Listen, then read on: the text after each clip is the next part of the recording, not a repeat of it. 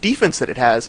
It works well with Pass the Blood, and you can continue to buff either with that card in slots 1, 2, 4, or 5, or if that card wants to be in slot 3, he can use that as the anchor for the Pass the Blood. You see he's got a Shrink there. He played the Meadow Leisure. He's probably going to hang on to that Shrink for a while and not play it until he sees something crazy on the field, aka a reason for him to play it. He's also got Genius Student Nanai in his hand. You see that there as well. A great card to play mid or late game. Yeah, I mean, I think Genius Student Nanai is definitely a card you want to hang on to, mostly till the end of the late game, simply because it just gets a whole lot of cards in both graveyards. And again, we've got Vault using that library card, the one that gave me so much trouble before, and I knew it was going to be difficulty. I mean, it's just based on the fact that it's a size 5 card it starts out with. It's got good defense. It's got good stamina. It's a very hard card to take down. Unless, of course, you've got Crescent Conundrum in slot 3 with sitting on 15 attack. And this is that snowballing tactic that I was talking about earlier. Delita loving to have all of the attack and stamina being pooled into one character that he can ride out for as long as he can. It's really a shocking tactic to use because people usually don't come out guns blazing this early. I think with him and Jorvius, those are their strategies that they love, and it would have been awesome to see those two play each other, to see both of them go guns blazing right from the start and see who could actually outlast the other.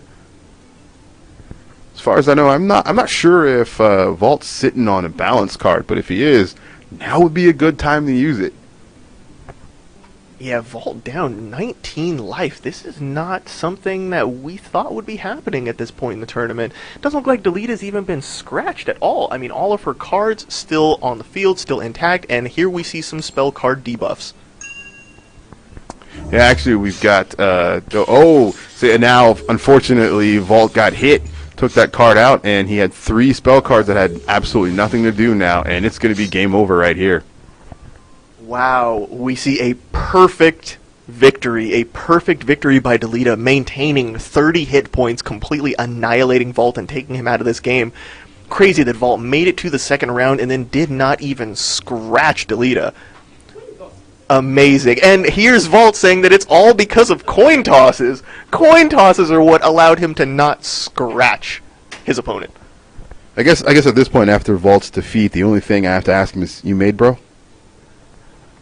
I didn't get that reference. Oh yeah, that was crazy to see in the second round. The second round, people, we saw a 30-0 victory. And next, we have Delirium versus Nest. This is probably going to be the biggest display of psychological warfare that we will see in the tournament, because these two both have very, very, very tricky decks. We really are going to be have to stay on top of what's going on commentary-wise, because there are going to be so many buffs, debuffs, card movement, just things flying all over the place. These two are definitely the most cerebral of card assassins that we have in this tournament. So we are going to set that up, and we hope you guys are ready. This is probably going to be match of the day.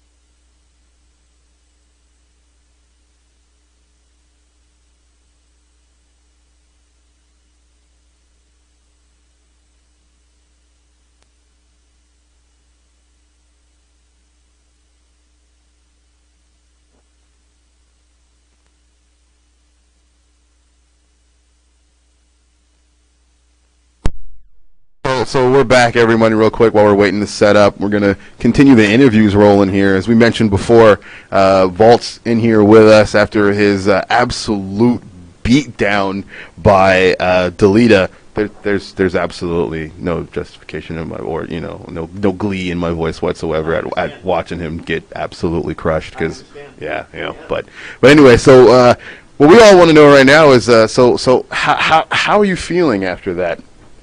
I'm made, bro. There you go. He's made, bro. He's made, bro. He's made. Bro. I think everyone here is made. You're made. We're made. I'm definitely made. I'm made for having to watch that, man. Oh, jeez. I don't even know what to say. It was like, it was over in a flash. I couldn't believe that. But what happens sometimes in these tournaments, you see close matches, you see matches that are not so close, and it's not necessarily about the person that's playing and the error on their part. It's the actual decks and hands themselves that get played, the way the coin tosses go, the way that the cards are dealt. You really don't know what could happen. You've got to be able to adapt on the fly, and that's what's most important. So, it looks like we have Delita back in the room, knocking cables out of walls, but he just came off of this 30-0 victory. I'm sure he's going to be feeling pretty good, so let's hear what he has to say, and hopefully he doesn't yell. So, what you got? I actually started off with a really bad hand. I drew 3 Past the Bloods and 1 Conundrum, so I was sitting on absolutely nothing.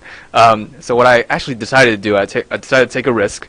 I put down my Past the Bloods and my Conundrum, and I tried to shuffle my last 2 cards for any kind of follower I could put out to buff more armor, and I got 1 at least. I was hoping for 2, but I got 1, so it was good. So I got that out, got myself off to an okay start.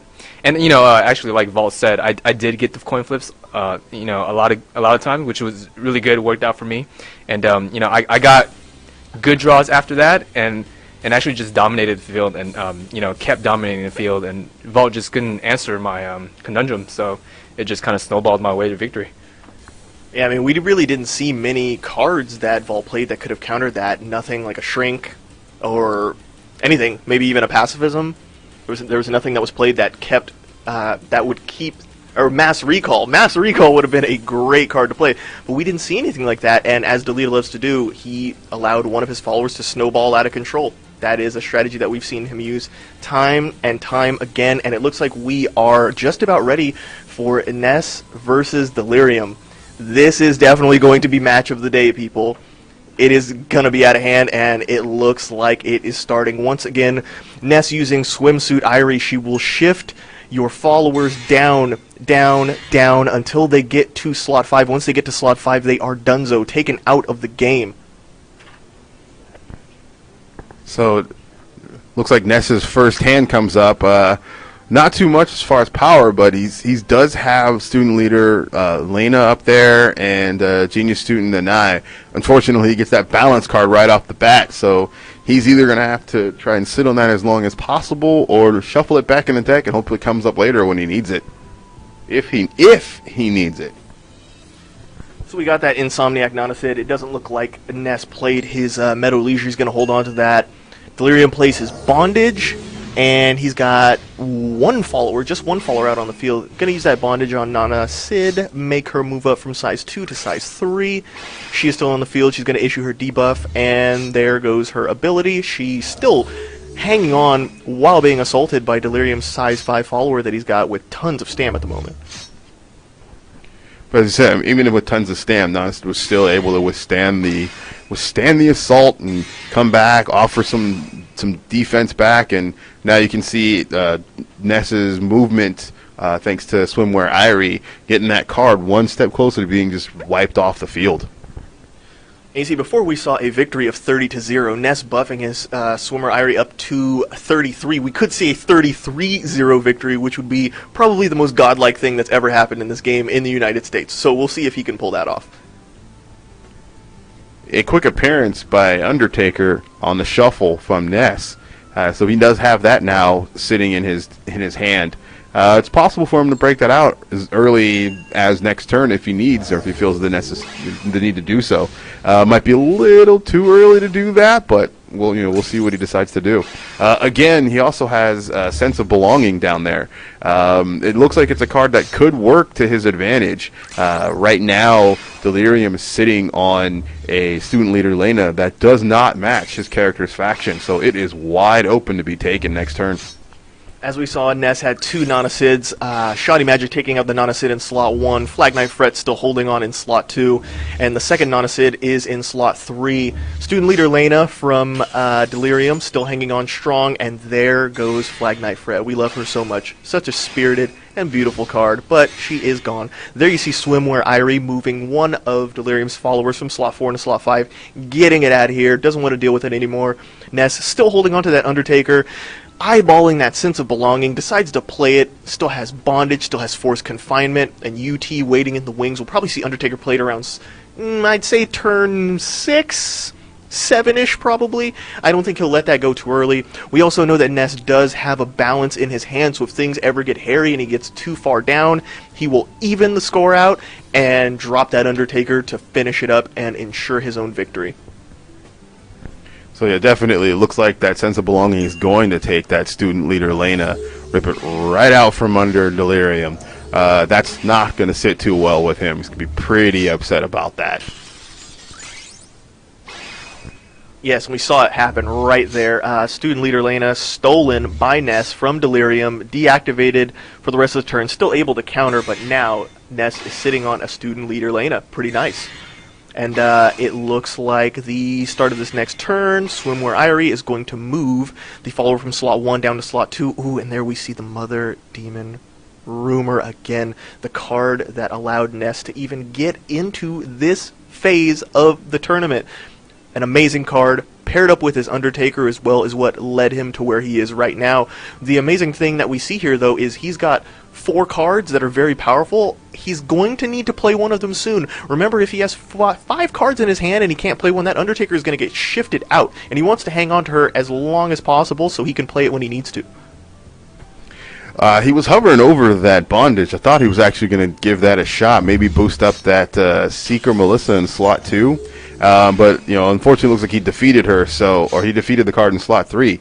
So what's going to happen is at the end of the turn, if Melissa survives, she's going to get dropped down to slot 3. So it wouldn't have done much for the Mother Demon Rumor. I really did think he was going to try and set that process up by boosting the size first and then dropping the Mother Demon Rumor, hoping to take her out. A part of his strategy also may have been to keep those cards in his hand so Student Leader Lena would get that buff of +4 based on how many cards were in the hand. That's what allowed her to stay alive during this last turn. So many cards. Oh, we've got 2 Force Confinements, Mother Demon Rumor, a Bondage, and an Undertaker. He's got to play something because you don't want that UT to get shifted out. Probably going to play the Bondage, and I would probably say Force Confinement as well. We'll see what he decides. Oh, no, he can't play both of them, though. He's already got size 6 on the field, so he can play one or the other. We'll see what he chooses. Yeah, I figured he was going to go with the Force Confinement, considering he's sitting on another one already. Just, you know, get rid of one of those cards, and you know, and we've got a Shrink on the board from Delirium, so that's actually going to go after the Hilda in slot 1. It's really not going to do too much to hurt Ness. He's still sitting on the Lena, and he's still got Undertaker lurking in the wings, ready to make an appearance and just start wrecking shop. Yeah, if I were Delirium, I would have chilled out a little bit and probably held on to that Shrink, because it's pretty apparent what Ness's strategy is. He slows it down, works at an even pace early on. If he gets down too low in life, he'll balance, give himself that health boost, bring his opponent down to where he is, and then just go guns blazing with Undertaker. Shrink would have been awesome to play when that happened. It seems like in-game is when you need to bring all your big gun spell cards out on Ness, because that's what he tries to do, is close at the end of the game. We see him drop Terra Sancta Nurse, which has 0 attack, 2 armor, 11 stam. He's also dropping that Bondage. He's eyeballing the Mother Demon Rumor, and it doesn't look like he's going to play it. He might. He's still thinking about it. It doesn't look like it's going to happen. Now might actually be a good time for Undertaker. I mean, you've got a sufficient amount of cards in both graves to take advantage of her ability and really boost up and do some damage. I mean, you're down by 4. You may be sitting on that balance just in case you need it, but sometimes that'll put you in a situation where you really can't come back from. Absolutely, and now it's looking like balance would be the thing to play. Ness is down pretty heavily right now. He is sitting on 9 life, and Delirium is sitting on 20. Doesn't have the balance in his hand to use, though. He's got his Pentail in slot 2. Well, Delirium's got his Pentail in slot 2, I'm sorry. Oh, and he decides to play the Undertaker. I predicted it would come out turn 6 or turn 7, and turn 7, it has made its appearance. He's eyeballing that Mother Demon Rumor as well. He may just want to get that Pentail out of here quickly, predicting that, I really don't think that Delirium is going to play anything too powerful to go along with that Pentail. Probably something of a size 2 or size 3. Oh no, a size 4. So that Mother Demon Rumor is still going to be able to do some good work for Ness. Absolutely. It's going to take out Pentail immediately from the get-go. So that will just leave Crux Knight Saracen as the only card left. And it's going to get hit pretty hard by Undertaker here.